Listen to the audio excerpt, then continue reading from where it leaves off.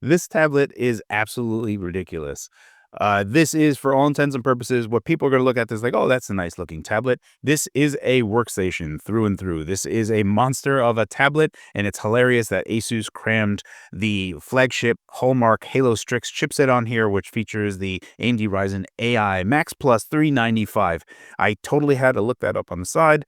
I tried looking directly in the camera while I was saying that, but it is a weird naming scheme, and I always get tripped up of the correct order of everything that goes, regardless of that. The type of screen that we have on here is a fairly large screen for a tablet, but you would think that it's a kind of small screen for laptops. So it's 13.4-inch 2560 by 1600 display. Max brightness 500 nits, but the refresh rate is at 180 hertz. So it's a pretty interesting panel. The type of tablet here is very traditional to like the Microsoft Surface clone laptops that we're all used to. So here you have that type cover type of assembly that you can put on here and then kind of fold it shut, and that will put the machine into standby. There's this really nice looking see-through peekaboo hole on the back of here. I kind of really like the whole, the edgy Asus vibes from this Republic of Gamers tablet that this is. The thing here for Strix Halo, I'm going to go ahead and take off this type cover. Strix Halo as the part, the AI 395 Max Plus. I totally got it wrong. It has 16 CPUs and 32 threads, which is already insane. For a tablet, that's overkill.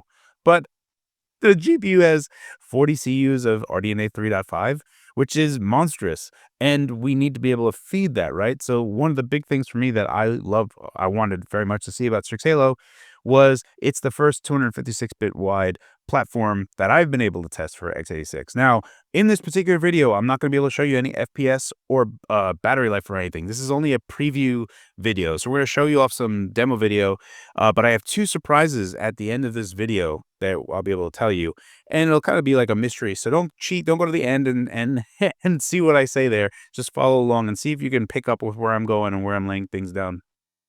So really nice 13.4-inch 2560 1600 display, 180 hertz, 32 gigs of LPDDR5X 8000 mega transfer RAM. That is 256-bit wide, giving us all that bandwidth to drive the chip. And that is super interesting. That is what gets me all geeky and nerdy.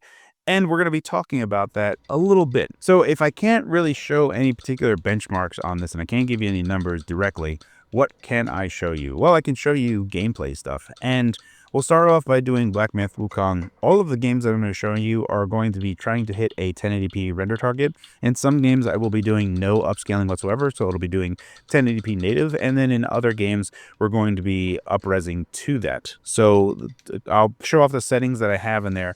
But for Black Myth Wukong, especially in just the intro scene that we see, this is a pretty taxing event right here, and it's chewing through it pretty well considering everything that's there. And I think at this particular settings that I have XeSS running at 75% resolution scale with low settings. And going through this entire scene is rather impressive. And again, I can't show you an FPS, so the only thing that can be conveyed to you is how smooth the frame rate is. So I'd like you to take a look at it.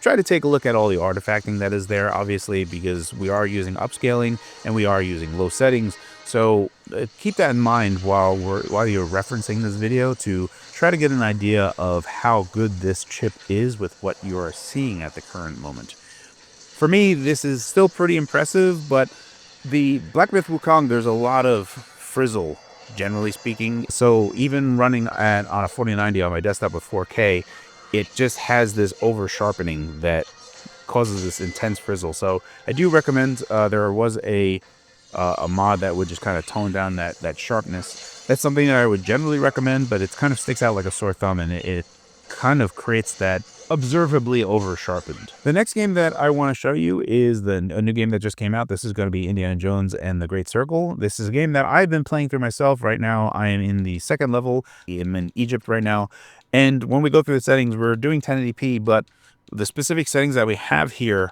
everything's low, but it is trying to do a dynamic resolution scale to hit a 60 FPS target. So while we're taking a look through here and just going through and seeing some action scenes, I just want you to just kind of glance around and take a look at what you got going on and try to know that Indiana Jones and the Great Circle is a fairly demanding game, even though it is on id Tech, and id Tech is very good. Know that just get a feel for how smooth the game is. Now, perhaps we're not hitting a full 60 FPS here, and we don't know how that dynamic resolution is getting applied in real time. So another thing just to keep in mind of what's going on in this particular tablet while we're showing off this gameplay. The next game I want to show you is Space Marines 2. This is a game I'm desperately trying to get back to, but I have to finish Indiana Jones first. So it's just been pretty crazy with how much stuff I've had to review lately and work in general. So gaming has been constantly been put to the back burner, which is unfortunate. However, Space Marines 2, we're running fairly decent settings here. Again, 1080p, trying to upscale to it with medium-ish settings. And playing through this, it is not obviously getting us to 60 FPS, but we're definitely above 30 FPS. One of the big things that I love about Space Marines 2 is how well they have translated just having a horde of enemies on the screen and making it feel like you can just be overwhelmed at any given time, on top of having explosions. And even though this game is relatively demanding, when you are still doing a bunch of stuff, it is still running really well considering all of the absolute mayhem that is going on. This is a game that will kind of flex between doing ranged shooting, ranged combat, and then very up-close combat with parrying, dodging, and counterattacks, which the varying type of gameplay combat style is just super rewarding. Again, a game that I desperately want to get back to. Looks fantastic, has co-op. I wish I could play co-op with people, but if not, even going through single player, I'm really looking forward to play this game. Still, really impressive showing from this device. The next game I want to show you is Returnal. This is a game that I often feature in a lot of my benchmarks because it is such a GPU-driven game. It is a very demanding GPU game. So I always love showing it off. And in fact, this is going to be the one game that I continue to run at 720p. We are upscaling to 720p, and we still have low settings. And I wanted to try to finesse this a little bit more to see if we can get a much higher frame rate and see if that can be detectable by you guys when we're looking through this. It is a very action-oriented game, so having a high frame rate really is necessary for this type of game because it is a very actiony ranged combat, but it is a third person bullet hell shooter, and it's a phenomenal game. Again, another game that I have to get through, but if we're looking at all the type of action sequences that are going on here, try to keep in mind the type of frame rate that you anticipate that this is running at, because again, when we get to the end of this, I'll have a little bit more to reveal. Hint, hint. And the last game that I want to show off is, of course, Cyberpunk. With Cyberpunk, we will actually be using 1080p, fairly medium settings, medium to high. This is a Steam Deck preset. We will not be using any resolution scaling, so this will be 1080p native that you're looking at here. And even when we get in here, this is a still very impressive result when we're looking at what we're seeing here.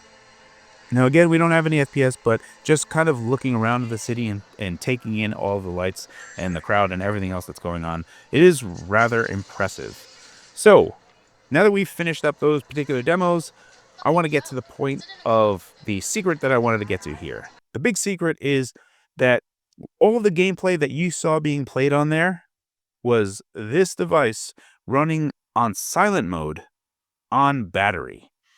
And what that means to you is that is, as far as Asus is concerned, the absolute basement power that this thing can run on. So keep that in mind, that everything that you saw is pretty much the lowest power state that this thing runs at. Now, I can't tell you what that power is, even though I know it. I can't tell you what battery life you're going to get, even though I know it. That'll be for the full review later on. But it is impressive. So when you know that everything that you were seeing was the lowest that Asus was doing it at. And the reason why, going to secret number 2, the reason why Asus has a basement power, because going any lower, we start losing bandwidth. We start not being able to get maximum bandwidth out of the device. So how do I know that? Well, I know that because I've pushed it lower. Now, again, I can't show you it going lower, but by the time that I'll be able to do a full review on this, I will be able to show you pushing this device to its absolute lowest limits.